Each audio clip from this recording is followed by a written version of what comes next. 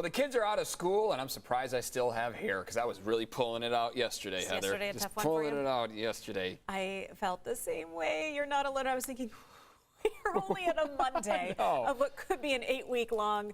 I'm just going to call it sort of an experiment. It could be really to the end of the year. I mean, we don't know at this point. Right. They're contemplating how many weeks this is going to be, but it could be the rest of the school year this way. Ooh, everybody inhale, exhale. If you're still trying to figure out what to do for childcare, on the phone we have Chris Tempesta, founder of KiddieCorp, with a unique idea. Chris, I just have one word for you: help. Yeah. I know, I understand. Well, we had this great idea of employer-sponsored care where we could set up even just a little pop-up childcare at the workplace, but now it's kind of sounding like they're saying gatherings are discouraged. However, they're saying 50 or more. So a small childcare setup right at the workplace just to help employees come to work and not have the problems they're having is great. But we also have some tips what people can do, whether they're at home or have a babysitter, or even with small groups of kids, your friends, your neighbors, because I think with kids it's about limiting contact and exposure. You're never going to eliminate it with kids. If you do have one of the small groups, are the folks with KiddieCorp taking precautions just to make sure this doesn't spread? Yeah, absolutely. I mean, we're just doing some simple things. You probably heard all these ideas, but I have a few more details about them, like have lots of trash cans around. If someone's using a tissue, they can just use it for one use and throw it out. And that goes for caregivers, parents, and also kids.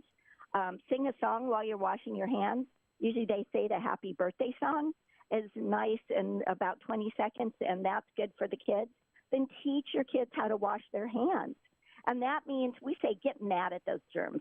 So you're really agitating your fingers, you're getting your nail beds, you're scrubbing your wrists.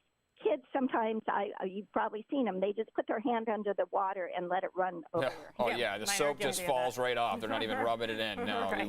we've had to have conversations at my house because of that. You're right. Chris, let me ask you this. As far as what KiddieCorp does, what does the company do? And I know everything's changing, obviously, with us being told to social distance, but what can you offer for folks now?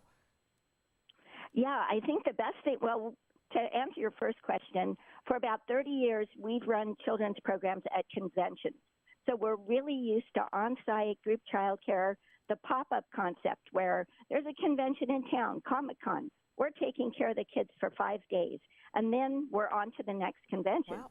So we have people that are really used to just working with kids, whether they're from New York or whether they're from Sweden, and just getting them comfortable really fast. And it's not that hard. It's really easy to set up. And we were starting to do this for employers. I think it's going to come back as things ease a little bit, and certainly medical facilities really need this for their essential employees because you've got nurses, doctors, Right. technicians, and they don't always have grandma at home. Grandma's in Texas working. It's really hard. But I think for now, probably people, if they have babysitter, if they have family, they can do some kind of co-op, or maybe I'll take care of the kids Tuesday, Thursday, and Monday, Wednesday, it's your turn. And I think another thing they can do, just going back to the sanitation, is watch your kids, see what they touch, see what areas you need to disinfect beyond doorknobs, light switches, countertops. Those are things you do need to wipe down regularly.